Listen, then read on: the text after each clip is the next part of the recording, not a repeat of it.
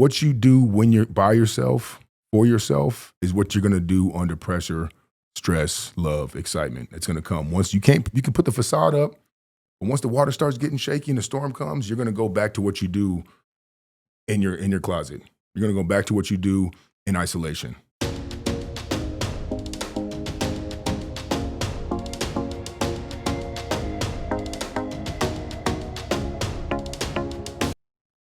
Welcome to the Leader's Mindset, where we have illuminating conversations with people who are making an impact in business and our communities. Today I'm here with Hakeem McFarlane. He's the founder of the Choose Yourself movement, and he likes to say he's gone from selling spirits to lifting spirits, spirits to lifting spirits. So thanks for being here with us today, Hakeem. Appreciate it, man. You know, it's a pleasure to have these conversations. Thanks for having me. Well, welcome to Vegas. We're glad you could make it out here and do this in person.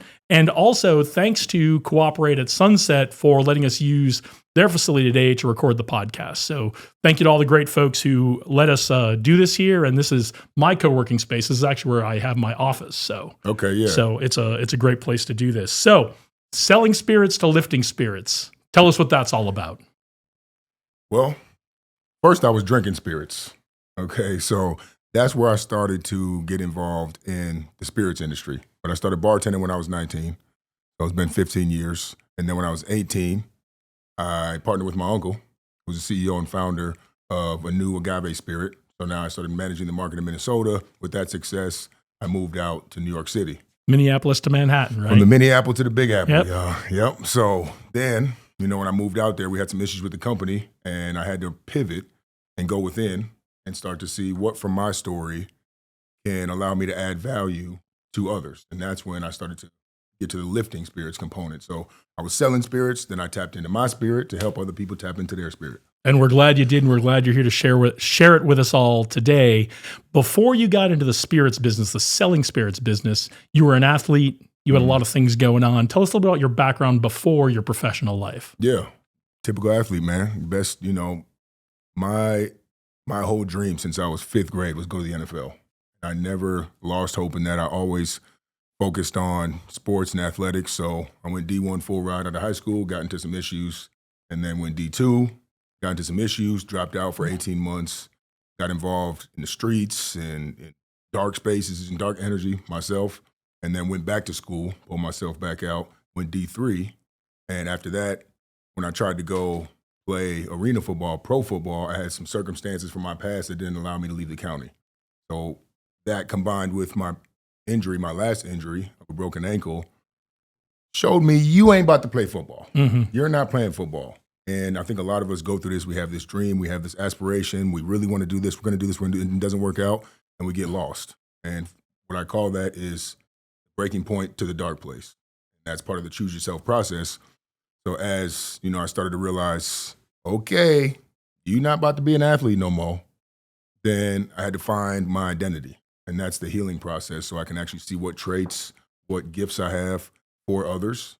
And then I went into, you know, being able to create content and providing resources to help people choose yourself. So it was athletics, and then into sales, and then into personal development. And I want to dig into the dark side aspect a little bit and the transformation you went through in a little bit. But first, I want to put a bow on the sports stuff, the football stuff.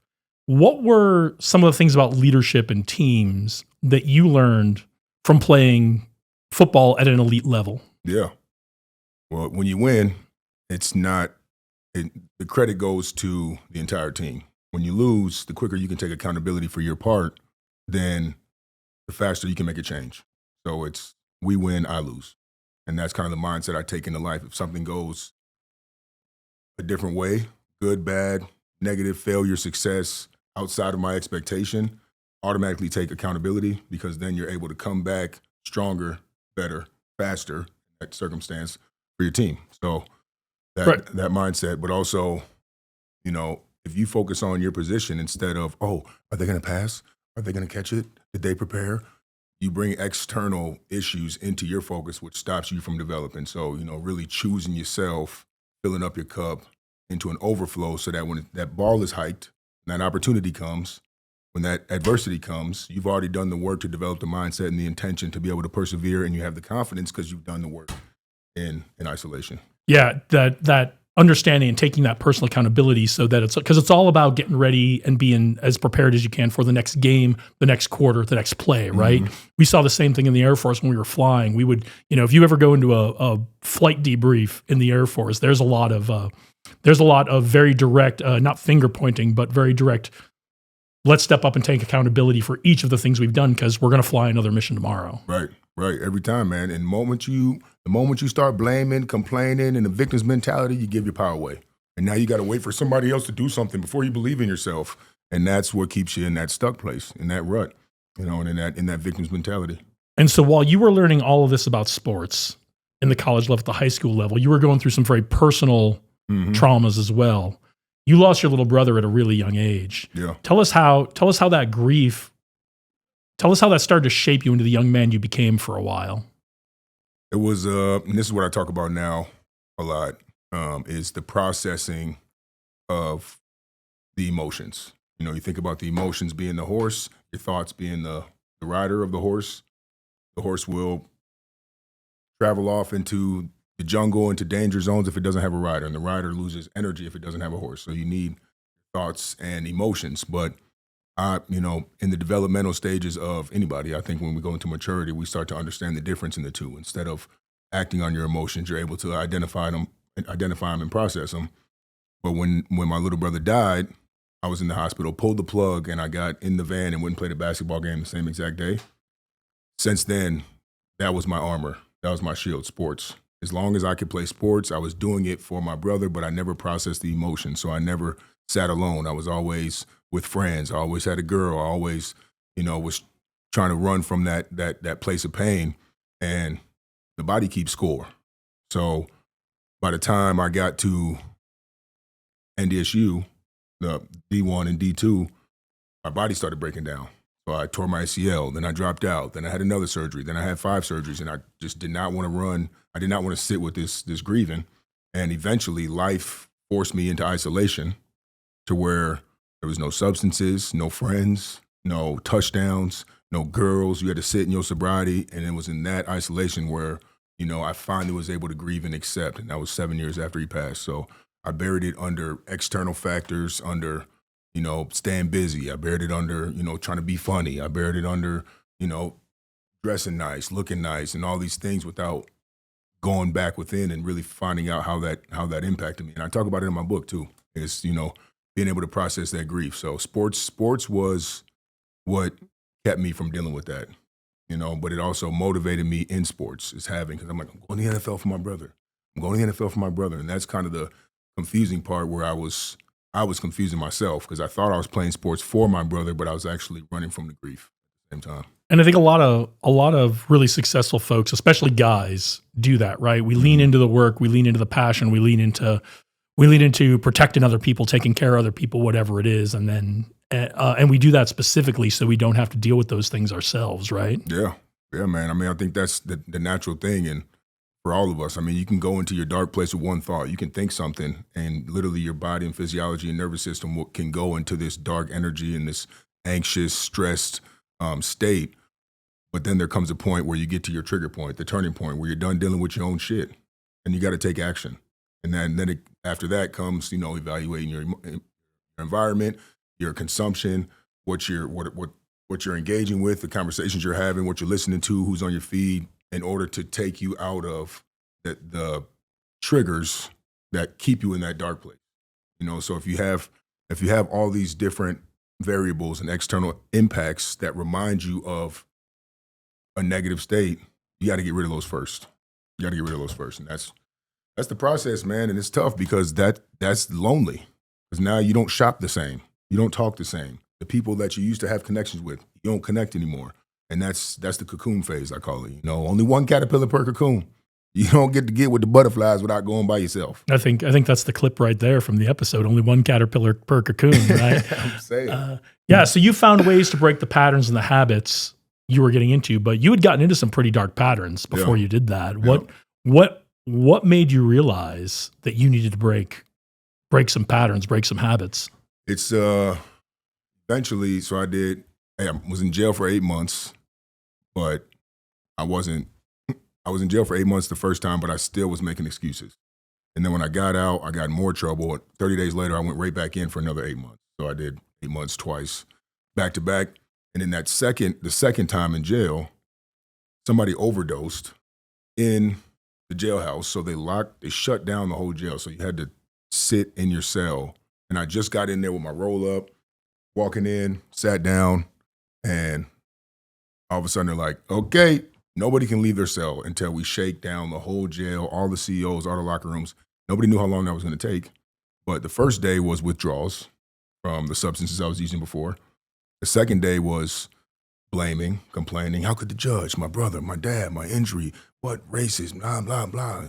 Third day was, accountability, but trying to find who can I fit in with? Who can I relate to? After those first two, the first one is always, withdrawals from your old choices. The second day, like I was saying, would be, withdrawals. Then you go victim. Then you go trying to find new environments and new connections, new relationships. And then the fourth day for me was like, ain't nobody coming.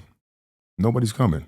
And my first focus was push-ups. Every 15 minutes, I did 25 push-ups, 25 sit-ups. And that's where my relation to fitness made me realize that's how you can force yourself into the present. You put yourself into a controlled struggle like exercise, cold shower, sprinting. You can't focus on nothing but what you're doing. So that's when, that fitness held that spot in my life. And now I go to the gym every day, for that reason, to set my mindset.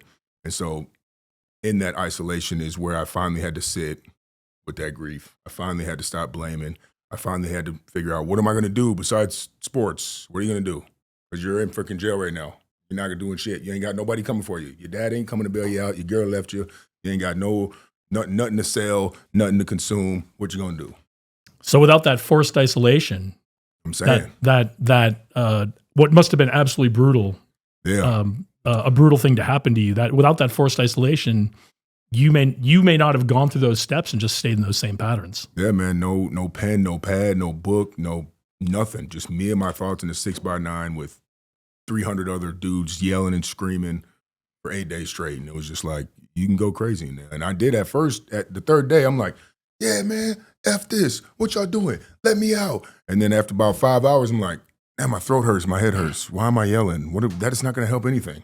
So I tried to join everybody who was blaming and complaining. And that's the kind of part where it's like, you're trying to find somewhere to fit in. Where do I go? I don't want to sit alone. Who can I go with? And after I realized that wasn't for me, I was like, I'm not from the hood. I'm from the suburbs. I'm not supposed to be gangbanging. Let me go back within. And so that was it, man. And I started reading.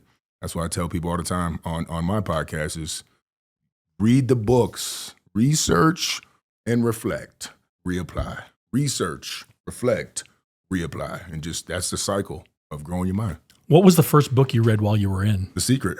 Okay. Yep, it was The Secret. And that, because I always had a kind of shooken faith about who created. Because when my brother died, I'm like, who kills a 6-year-old? God did this? Who the hell? What the? And my mom always used to thank Jesus for all the little stuff. Thank you for the parking spot. Thank you for making it home. Thank you. I'm like, why are you thanking who is this Jesus guy? What you doing? So I'm always like, that's kind of weird. But in The Secret, it talks about, your mindset being able to make you notice things that you want. So if you're thinking about, no, I don't want sugar. I don't want liquor. I don't want weed. All you're going to see is sugar, liquor, and weed. So if it's like what you focus on, what you want, and that's, how you choose yourself to be chosen, because you have to be the person that you want to attract first. Yeah. And you had this transformation forced upon you. Yeah. Right. It was, which we're all very glad you did. Right. But for a lot of folks, they are stuck in their own patterns and don't even realize they need to make a change. Mm-hmm. What are some signs we should all be looking for that says maybe we need to be making a change to our patterns and our habits? Man, are you sleeping good? How's your skin look? Is your body in pain? We can literally evaluate ourselves right now and see what our emotional state is. So research what the signs are of whatever you're experiencing. And, there's a bottomless pit of information. Same phone you're scrolling mindlessly on, you can Google ChatGPT, Siri, and find out what the signs are, what the signals are, what the flare-ups are, what the situations are, and really sit down and evaluate your choices. Sit down, write them down. Because if you keep them in your head, they're going to stop you from getting them out or processing them or overcoming them. So definitely just pay attention, man. The awareness. I think a big thing with awareness, to strengthen your awareness, is routine. I love what you just said here, and I want to underline it a little bit because you talked about writing things down. Mm-hmm. We get a lot of really successful people on this podcast, and they're always talking about the signals are out there. Pay attention to the signals. The signals are out there. Do what the signals are telling you, right? And I like how you added write them down. Mm-hmm. Start writing down what these signals are telling you and start looking for the patterns in there. Yeah, get them out your head because you get to see what's important to you. You got stuff going back and forth in your head, but when you write it down, you have to analyze it in your head to make it into a sentence. So you see which ones are important, which ones aren't important, which one's just white noise, which one's victim, which one's subconscious, which one's programming, which one comes from childhood, because you write them down, and then you're able to be like, oh, dang. And then the next thought's able to come to your conscious mind because you got that one that was bouncing around, you got it out, it's right there, you saw it, you're like, cool. Then you're like, oh, and then this, and this. And this is what happened with my story. I started off just by chapters. I had 12 chapters I wrote 5-6 years ago through these last few years. It was like, as you write your story and you identify which chapters and what traits you got, you're able to see within those chapters what's deeper. It keeps getting deeper and deeper. And so, writing that stuff down, man, you get to see, and having conversations too. Having conversations with people, is huge too, because you get to find out what your self-efficacy is, what your self-concept is, because you see what you say to others. And if you're able to stay aware, you can analyze really, your self-belief with the conversations.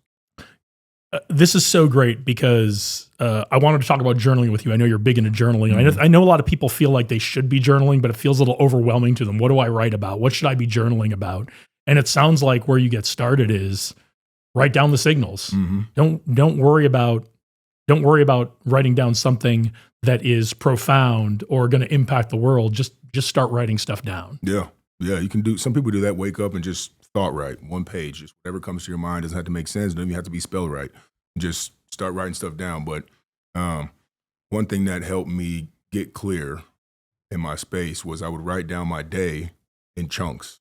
So it'd be like, morning foundation from 5 a.m. to 8, and then 8 to 9 personal time. And then you don't have to get real detailed. Just give yourself a structured day.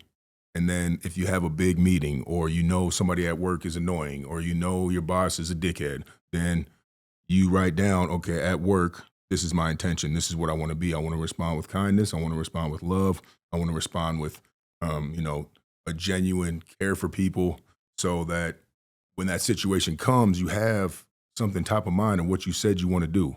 You might have said last time somebody pissed you off, or, last time you were in traffic, you had, a flood of emotions that made you lose your shit. But if you never write down how I want to act moving forward, then all you're going to do is rely on habits and emotions. You have to start focusing on intention. That's the self. The three choices you can choose is your habits, you can choose your emotional state, the present, you can choose the past habits, or you can choose your future self. So start writing down your intentions, start writing down what's happened to you. Don't make it overcomplicated. Mm-hmm. You don't have to be afraid of journaling. I love that. I'm going to start with that today. Yeah. So now you have taken all of this transformation you've been through, and you've decided to help other people with it. You talked about choosing habits. You talked about choosing your future self, and you created the Choose Yourself movement. Mm-hmm. So tell us a little bit about how that came about and what you're doing with it, who you're helping, that kind of thing. First with content, man. Like when I was out in my dark place, first I was bartending till 2, then I go to after parties, stay out till 6, wake up at 2 p.m. and then go back to work. To the gym sometimes, but then go back to work by 5.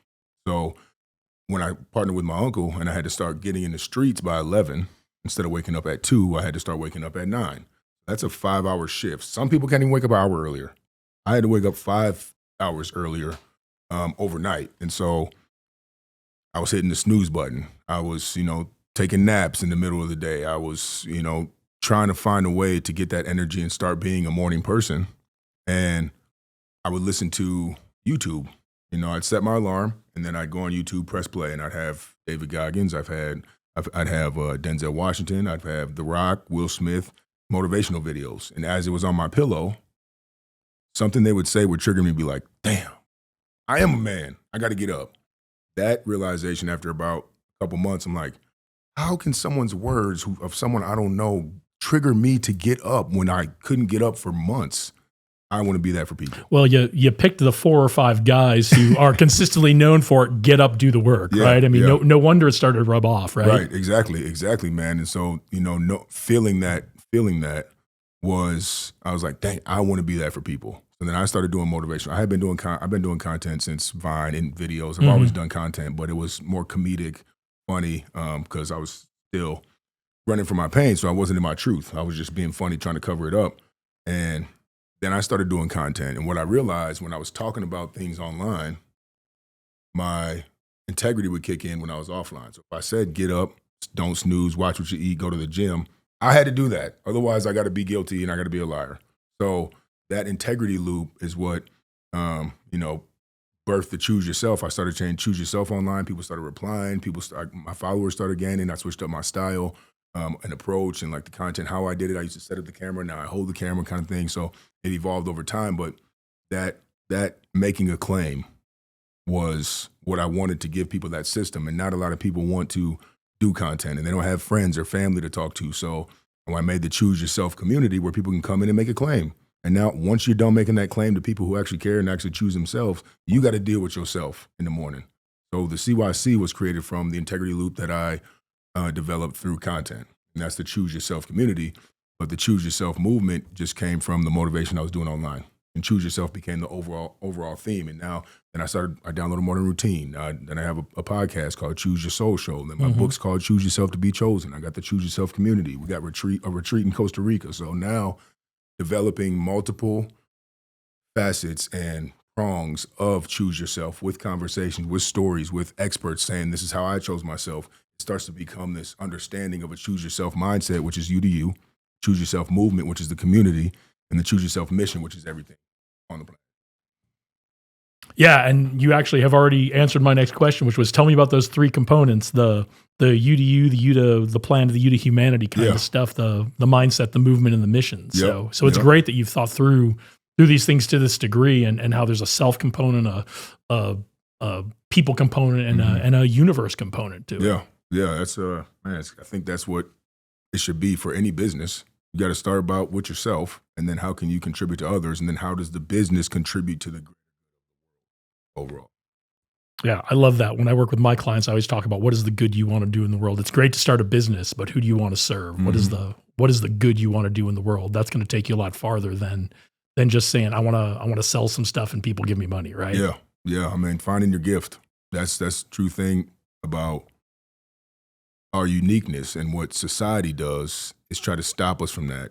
It tries to stop us from being unique, fit in, sit down, do what they say. Don't look at their tests. Don't work together. All through school, they want you to go to school this long. Then you should be married by this age, and then go to college and get this and pay it off. All that is a system. It's not about embracing your uniqueness. It's about developing you to be a worker. And so finding your uniqueness is how you find your people. Finding your uniqueness is how you monetize value, because you're unique. You're going to do what everybody else is doing. They're going to buy it from the people they already buy from. They're not going to come to you. You got to do something with your own gift and your own uniqueness attached to something that's desired in the world and in the market. Yeah, and you said you've been doing content forever, back in the Vine days, right? 10 years ago plus was when Vine was going. Yep. So you used to do comedic content, and then you kind of shifted into some other things. But one of the things as I've looked at your content, one of the most impressive things is the poetry you do. Yeah. When you're kind of walking around in the streets of New York, reciting your poetry. Tell me, or tell us, how you got into doing this street poetry kind of stuff. Yeah. I've been doing that my whole life. Like when I had to memorize tests, I would make up little songs and make up acronyms and make up words. So that's something that I've always had the creative spirit of doing. I got a few tracks I did back in the closet, back in college. So rapping and stuff. We're gonna have to do a bonus episode with those, I think. Oh yeah, no, that's that was back in the college days, man. That was cool. But first it was just I would read something, and if it triggered me or resonated with me, I'd write it down, and then in the morning, skip the snooze button, never hit the snooze, cold shower, brush my teeth for 4 minutes, stretch, all in the dark. That's what I do first, and that's how I tap in. That's how I become present. That's how I be. That's how I become aware. process my thoughts. I don't go right to my phone. I don't go right to my computer. I don't go right to my work. I go right to myself. And, then I get into my notes. Like, if you make a deal with the devil won't show up as the devil because you won't make the deal. That was something that I saw, and then I made this whole thing about what the devil could be. It could be sugar, liquor, weed, porn, nicotine, caffeine. It could be the snooze button. Then your dreams get killed. It could be self-sabotage or self-destruction, because whenever God gives you something good, you corrupt it and abruptly interrupt it, seeking the victim's mentality by disrupting your production. But those weren't the instructions you constructed. And that comes just from me finding out what the devil was for me.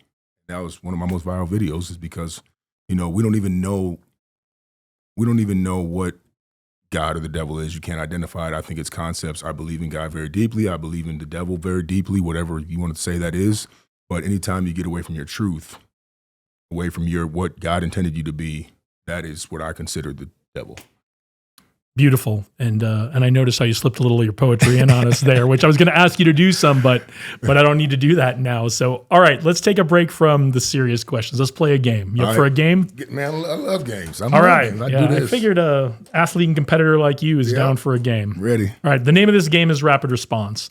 I'm going to ask you a series of questions. I want you to respond with the first thing that comes to your mind. Ready. You don't need to give a one-word answer. Feel free to elaborate or as much as little as you'd like to, but we want to get to know Hakeem a little bit in a way that maybe the other questions won't let us know. All right? Yeah, let's get it. You ready to start? I'm ready. All right. Hakeem McFarlane, rapid response round. Your time begins now. Podcast recommendation. Choose your soul show.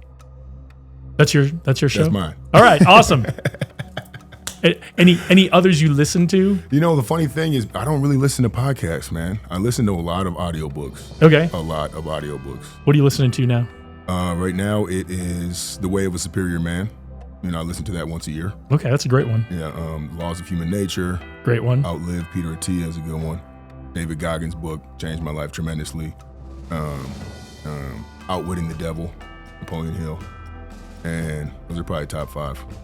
Yeah. So go check those out. That's there's some of those show up on other people's lists as well. Yeah. So when we have them on, who is a mentor who had an impact on you? Mentor, yeah, man. My coach, my 3rd grade coach. My pops wasn't around. My mom was always working, so he kind of took me in. His name is O'Neal Hampton. He actually won World's Biggest Loser by losing the most weight. Him and his daughter won. And then he started a weight loss program and whatnot. But he's the one that gave me the name King the Dream in 3rd grade, man, and always was straight and narrow, but funny as hell. No substances, don't be swearing, don't be talking about this. But he was always still funny. And I always thought if you didn't do those things, you were square. If you were straight and narrow and all religious and all freaking don't drink, don't smoke, don't eat sugar, I'm like, that's boring. But he showed me that it's not boring. It doesn't have to be boring. You can still have fun with it. So shout out Coach O'Neal Hampton, man. Yeah, shout out Coach O'Neal. All right. Someone we should all be paying attention to. Yourself. Better pay attention to yourself. That's number one, first and foremost, because your life is a reflection of your projections. And if you want to make a change, you can't change the projector screen. You got to change the projector. So if you want to pay attention to someone out here, what you feel about them comes from a belief in yourself and what you've learned already. So no matter who it is, your belief of an idol, your belief of someone from the past, or your creator comes from what's happening in here. So pay attention to it. All right. What is either your get pumped up song or your walk on music? Right now it's 50 Cent's I was just listening to today. Now, what's it called? Many Men. You are by far not the first person on this podcast when we get to that question to be like, I know the song, I don't know, like, because I can't remember name. I don't know names of songs anymore. What's the name of it, yo? 50 Cent. I'm gonna look it. It's the one you guys all know. Yeah, no, it's right here. Yo, that's crazy. I don't even know the name. I'm the man. Ah, I'm the man. Actually, our guest last week, the episode that's going up tomorrow or Thursday, picked that one as well. Oh, for real? Yeah, for real. So, I love that song. Gets me pumped up. Yeah. All right. The biggest influence in your life? My future self. I think that, I heard this from Matthew McConaughey, I believe, in one. He said, if your future version is who you look up to, you'll never meet them. You'll always appreciate them, and you always have them. So, you think about 10 years, you're looking up to them, and you make your 8-year-old self proud and your 80-year-old self proud with every choice you make. Yeah, I think Matthew McConaughey might be the wisest philosopher we have in our society right now. He's a beast, man, for real. Besides the ones you've already named, what's a book everyone should read?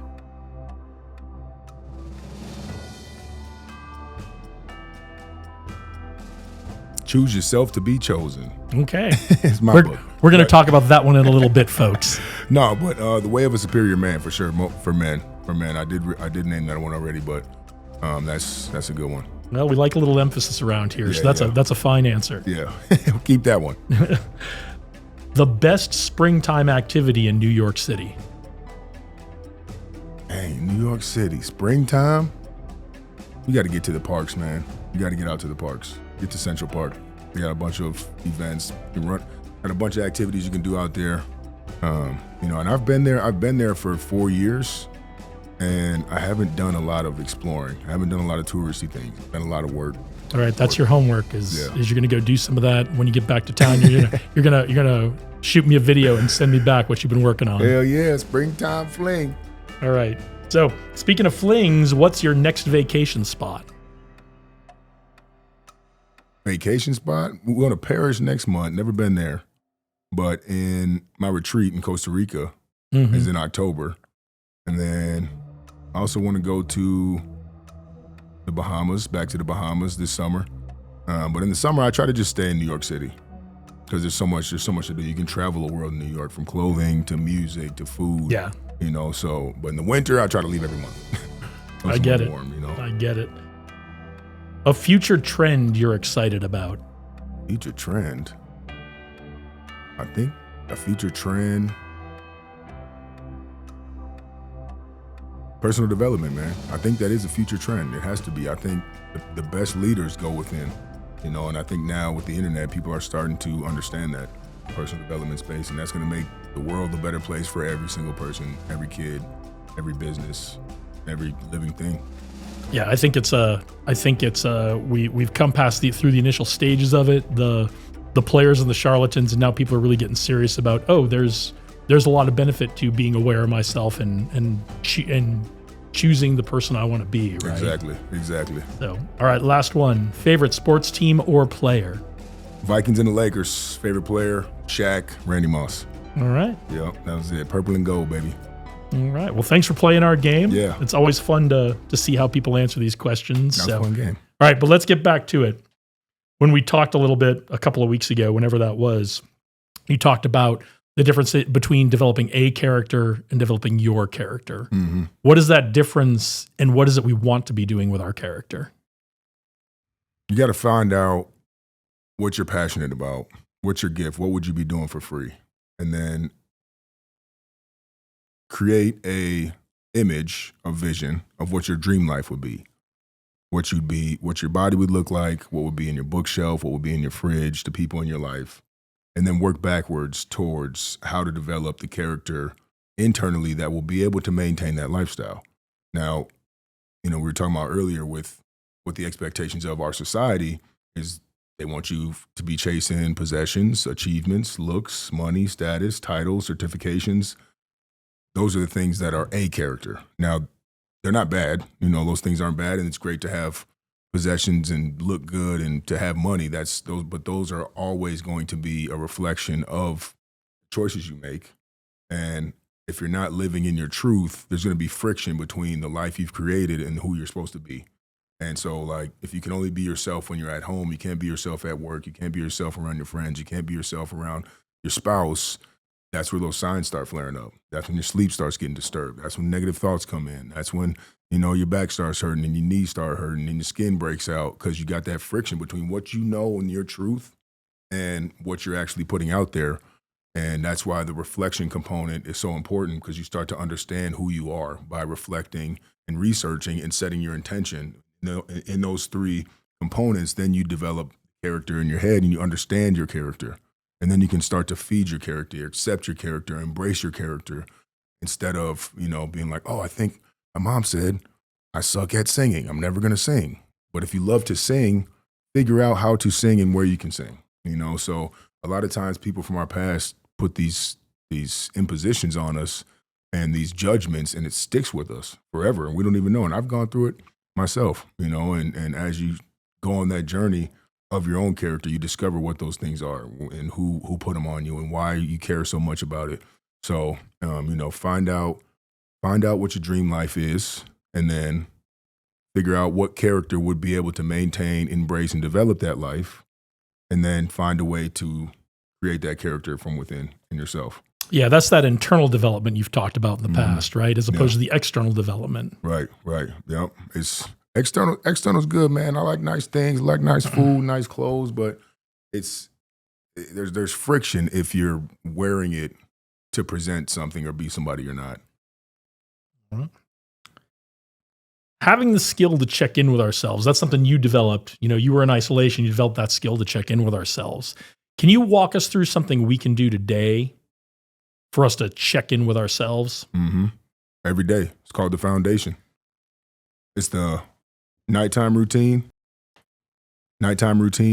plus your sleep, plus your morning routine. That's what I call the foundation. That's what I specialize in with my growth partners, is prioritizing that time. Now, you get a digital sunset. Say you want to sleep at 9, 8:30, plug your phone in the other room, put your screens down. Now, this is how you debrief, decompress, and you start to transition into sleep, into the sleeping state, your melatonin, circadian rhythm, you start turning the lights down, and this allows you to reflect on the day. If you had a bad day, then reflect on the positive things. Always, if you have a negative mindset, write 3 positive things or 10 positive things down from the day, because then the next day you'll be looking for those things because you got to write them down tonight. So then it switches your mindset and switches your focus to what's positive, so I can write it down the next day. And that's a way to continue to check in with yourself, because your check-in at night, you're going to want to have something positive there. So it keeps you checking in with that intention and that discipline to that all day, because you're focused on positive, just because you have a plan to reflect. And so you stretch, breath work, meditate, whatever you want to do in that 30-minute period. I read in bed. I have a curfew, I have a digital sunset, and I have a bedtime. And in between those commitments to myself, I have different systems and methods to allow me to get good sleep. And then in the morning, same thing. Don't go to your phone. Don't hit the snooze. Check in with yourself. This foundation is what allows you to stay present throughout the day and continue to check in, because you do what you said you would do. You separate the subconscious and the conscious mind. You're able to identify your thoughts, because if what you do when you're by yourself, for yourself, is what you're going to do under pressure, stress, love, excitement. It's going to come. You can put the facade up, but once the water starts getting shaky and the storm comes, you're going to go back to what you do in your closet. You're going to go back to what you do in isolation. So if you never have the comfortability in the systems to be isolated, then you'll always be impacted by external variables telling you how to feel about yourself, telling you what you did right, what you did wrong, because you ain't even check in with yourself. You went work, family, binge eat, binge sleep, you scrolled in bed, then you hit the snooze, then you were late and you didn't do nothing you said, and now guess what? You don't even believe you when you make claims. Mm-hmm. Now you're talking to people and you don't even know if you're telling the truth, because what's coming out of your mouth? Is it thoughts? Is it habits? Is it what they want to hear? Is it what my mom said when I was younger? You don't know. You didn't check in. So. All right. So everybody try that tonight and try it again tomorrow. And you get back to me and tell me if you don't feel better when you wake up in 2 days, if you do that tonight and you try what Hakeem's talking about tomorrow. Man, there's so many stories about people who small routine, a small foundation just changes their life, especially parents, man. Go to sleep with your kids, wake up an hour earlier.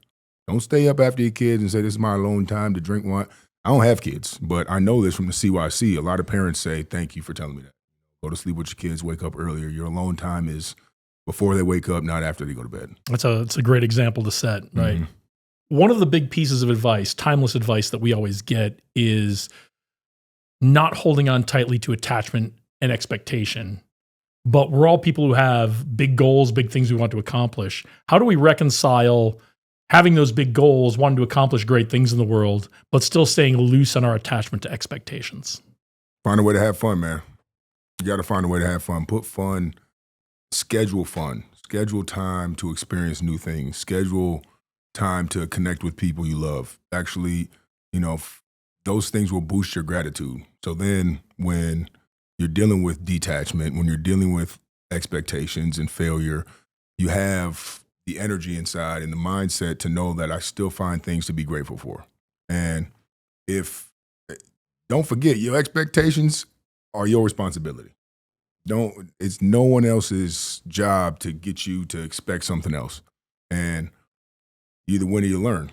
So if you fall short in what you expected, if you fall short in your goal, then you focus on the growth and now you've gained something. Automatically you focus on the growth and it's always a gain. You never lose. You win or you learn. And every successful person failed a lot. So that's another thing about doing the research. Find people in your situation so that, you understand failure is part of the process, and that when it comes to developing, failure is one of the greatest teachers. So whether you expected it or not, appreciate it. Well, that's fantastic advice. That's something I always struggle with. So I'm going to implement that starting today as well. So you've got a bunch of things going on, a bunch of things that you are involved in. Let's start with the book. Tell us about your book. The book, Choose Yourself to Be Chosen, GYM, and that's Grow Your Mind with Inner Size. And so it's a self-work book where I use my story to help you embrace yours. Okay. Where can everybody get that? Amazon or Ingram Spark as well. Yep. So if you're interested in the things we've been talking about here, how to do some of these things that Hakeem is explaining, go check out that book. And you're also doing a podcast. Yeah. Tell us about the podcast. Tell us who it's for. Tell us who's on it. Yeah, we provide conversation and resources for personal growth and discovery. So we bring on experts, healers, professionals to tell their story. My co-host, Alyssa, she's the Source Junkie. She grew her page up to almost 800,000 followers in the spiritual, human design and chakras and all that, which I was talking about before, I had a shaky belief in that stuff. So I was more, what are you doing right now for yourself? Physical, the masculine. So we take her feminine kind of flow and expansion and stars and all that and bring in my masculine of discipline, accountability, and action. And we create this beautiful balance on our podcast where we have other people come in and talk about their balance. So, if you're into that stuff, we do it, man. We keep it funny, we keep it light, explicit. So, all right. I'll be checking it out. I haven't seen it yet, but I'll be checking it out. You talked about the spiritual, you talked about the mind, the mental kind of stuff, but I know you're also, the body is very important to you, especially gut health. Mm-hmm. Tell us what you're trying to promote with gut health, and tell us how people can help their gut health and help their overall health with it. Yeah. Always research, but the gut and the mind were combined when we developed in the womb till it was separated by your spine. That's why they call it the second brain. That's why you get butterflies in your stomach. It's our internal compass. And our gut health right now as society, as humanity, is at an all-time low. So you got people getting sicker younger. You got people getting diabetes in their 20s. You got all kind of autism going around. You got all this mental health in kids, obesity for kids, and so the diseases and chronic illnesses and autoimmune disorders that we were getting at a later age are starting to be 40, 50-year-olds, 60-year-olds getting stuff that used to be 80.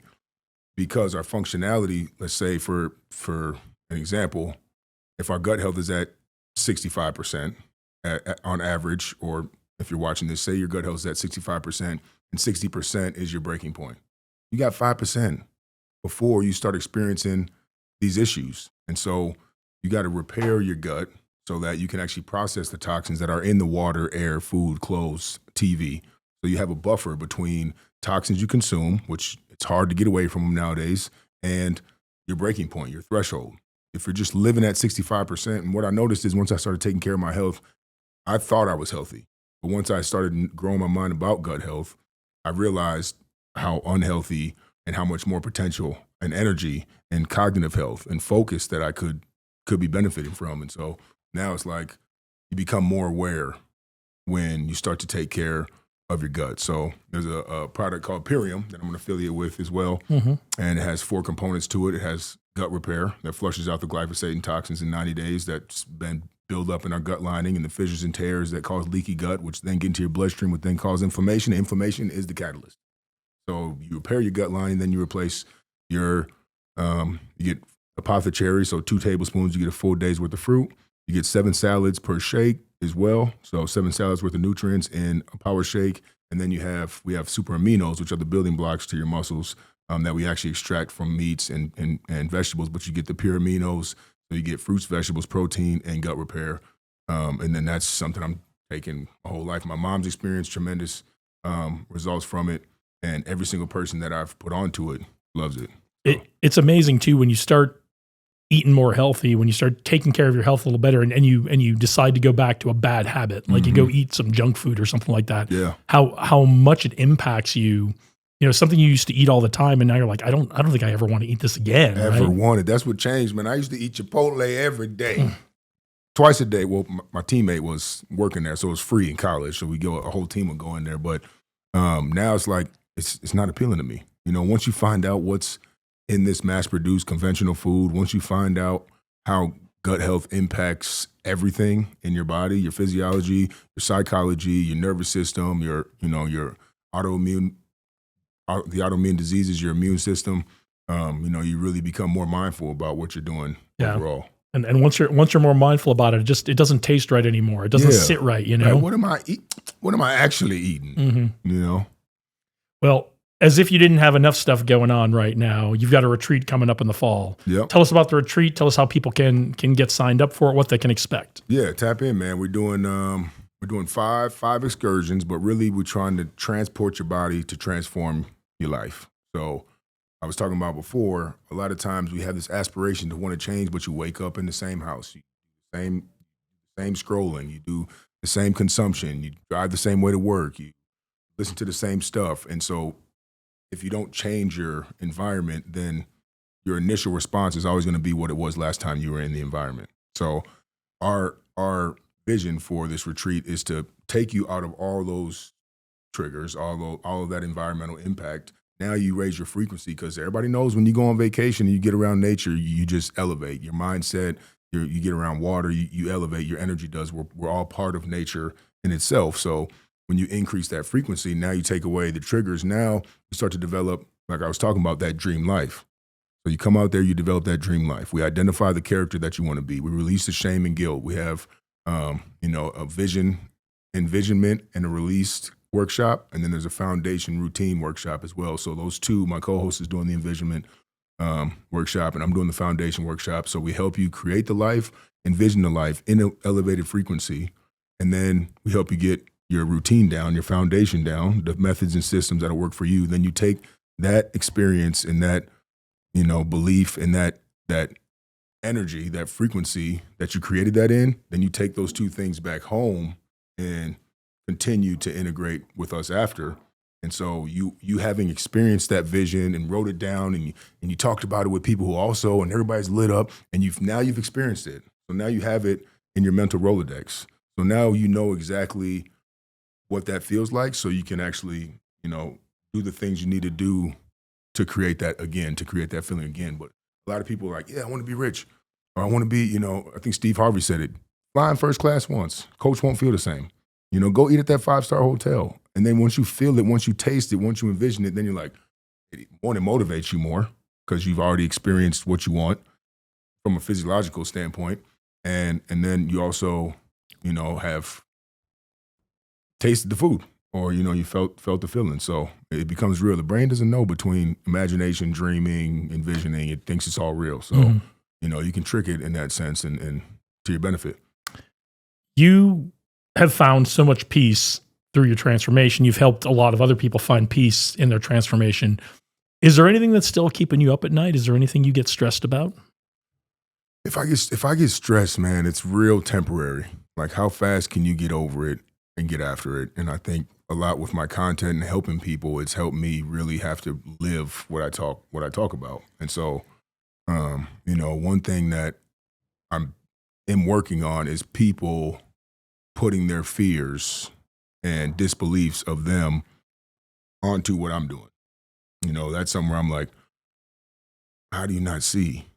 As if I need their approval, So it's, we talk about expectations, releasing, not giving a damn what people think. I don't care what you think anymore, So other people can stress you out because we have those expectations and what we think people are what the response is going to be to us. But, if you keep tapping into yourself, you increase your confidence and then you start to speak with conviction. So, to answer your question, no, I don't get stressed longer than like a moment. You can have a bad moment. Don't let a bad moment make it a bad day. Great advice. Is there anything else you want to leave the audience with before we let you go for the day? Man, listen, choose yourself. Don't lose yourself. Okay. Work on your mind first. And the body is a direct reflection of your mind. So mind, body, spirit will increase your finances and your purpose in life. So it starts within, because you can't go without going within, for sure. So, absolutely. And don't hit that snooze. don't hit the snooze. You snooze yourself, you lose yourself. We've been hearing it since we was kids. You snooze, you lose. So choose yourself. It doesn't get any simpler than that. All right, Hakeem, thank you so much for joining us today. Tell everybody where they can find you and how they can get involved in all the amazing things you have going on. Yeah, tap in on all socials. Big Dream Hakeem, and the big dream is to help you live yours. And we'll get all that linked up for you guys so you don't have to go look it up. It'll all be in the episode description, the show notes. We'll be tagging Hakeem when this episode comes out and doing all the things we do. So thank you again, Hakeem, for joining us today. Thank you all for watching. Thanks to Cooperate at Sunset for letting us use their facility today. If you like this episode, please share it with someone who can use it. I think we all know someone who can use what Hakeem has to say. So please share it with someone who can use it. If you're on a podcast platform and you can leave us a review, please leave us a 5-star review and rating. It really helps build our audience. Like, comment, share, subscribe, all the great stuff that comes along with it. Go out there, do great things today. Onward and upward.